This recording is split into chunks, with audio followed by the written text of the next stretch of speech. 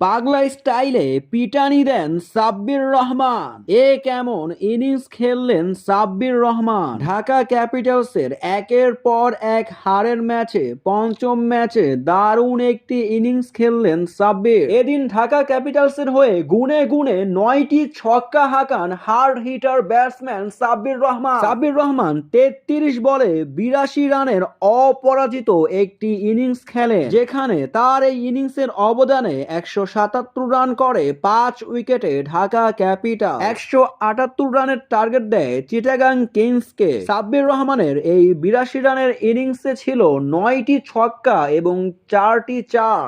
একে একে প্রত্যেক বলারকে যেন পাগলা স্টাইলে ছক্কা হাঁকাচ্ছিলেন এই হার্ড হিটার ব্যাটসম্যান। এ কেমন তাণ্ডব চালালেন সাব্বির রহমান।